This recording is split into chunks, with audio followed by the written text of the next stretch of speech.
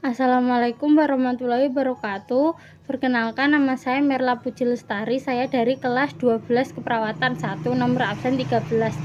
Sebelumnya saya mau disclaimer terlebih dahulu. Saya membuat video ini tidak bermaksud untuk menjelekkan pihak satu dengan pihak lain. Video ini hanya bertujuan untuk memenuhi tugas sekolah saya. Kasus-kasus pelanggaran hak dan kewajiban warga negara. A. Dalam ruang lingkup keluarga. Kasus pelanggaran hak dalam keluarga, mendiskriminasi keluarga. Analisis kejadian tersebut, seseorang yang sering didiskriminasi akan merasa tidak adil dan akan mempengaruhi kebebasan hidupnya. Tak jarang jika ada anak yang didiskriminasi, mereka akan merasa stres, depresi, bahkan hingga ada yang bunuh diri. Kasus pengingkaran kewajiban di keluarga, merusak nama baik keluarga. Analisis kejadian tersebut, terkadang ada anak yang bandel. Mereka membuat suatu masalah atau kesalahan dan mereka membawa nama keluarga. Akhirnya anak tersebut merusak image keluarga dan image keluarga tersebut menjadi buruk. Cara pencegahan atau solusinya: 1. Memberi kebebasan kepada semua anggota keluarga dengan catatan tahu batasannya. Saling menyayangi anggota keluarga agar keluarga harmonis. Ketiga, selalu menjaga nama baik keluarga, baik di ruang lingkup keluarga maupun di luar ruang lingkup keluarga. Menurut pendapat saya, orang tua tidak boleh mendiskriminasi keluarganya, terutama anak mereka sendiri. Mereka jika mendiskriminasi anak tersebut akan merasa tidak terbuka kepada orang tuanya. Mereka akan murung dan stres dan depresi hingga mengakibatkan bunuh diri. Dan selaku anak harus menjaga nama baik keluarga, karena kehormatan suatu keluarga bergantung pada perilaku anggota keluarganya agar tidak mempermalukan keluarga mereka di mata orang lain. B. Di sekolah, kasus pelanggaran hak di sekolah. Siswa tidak mendapatkan nilai sesuai dengan kemampuannya atau diskriminasi. Analisis kejadian tersebut, banyak siswa yang mendapat diskriminasi dari gurunya di sekolah. Semisal contoh, anak tukang becak versus anak DPR.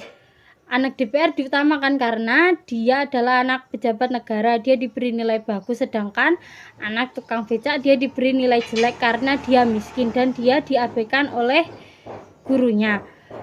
Kasus pengingkaran kewajiban di sekolah, melanggar tata tertib sekolah. Analisis kejadian tersebut, banyak sekali anak sekolah, terutama anak laki-laki, yang tidak mentaati peraturan di sekolah. Mereka kebanyakan mengabaikannya, seperti mereka merokok di belakang halaman sekolah, terlambat masuk kelas, terlambat sekolah, dan masih banyak lagi.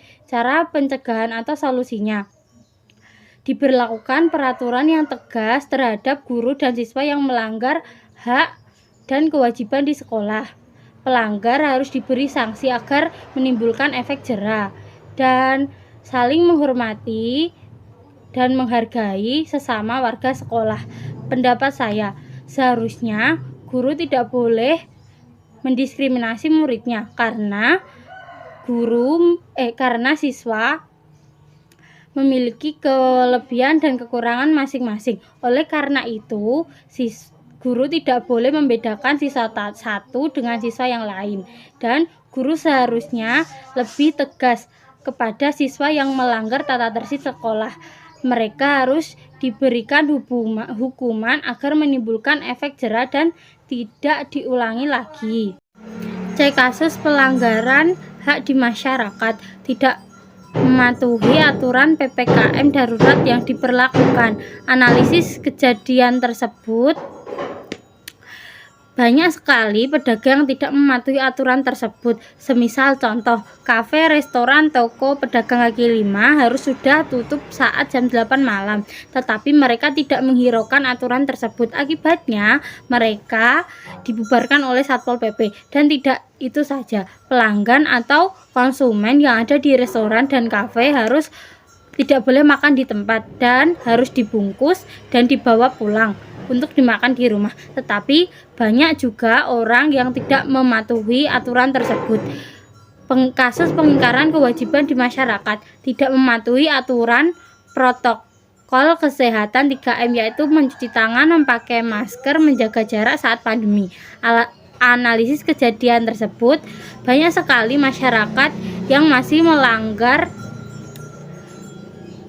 protokol kesehatan dengan alasan yang sepele. Pengap saat memakai masker, jalan-jalan di luar karena boring saat berdiam diri di rumah terus. Akibatnya mereka malah menambah kasus positif COVID di Indonesia yang tinggi ini. Cara pencegahan: pelanggar harus diberikan sanksi yang tegas. Aparat dan masyarakat harus berkolaborasi agar tidak ada pihak yang dirugikan, dan selalu meningkatkan dan mematuhi protokol kesehatan 3M saat pandemi ini. Menurut pendapat saya, masyarakat harus sadar akan pandemi ini karena kita harus mematuhi protokol kesehatan untuk mengurangi kasus positif COVID yang saat ini tinggi di Indonesia.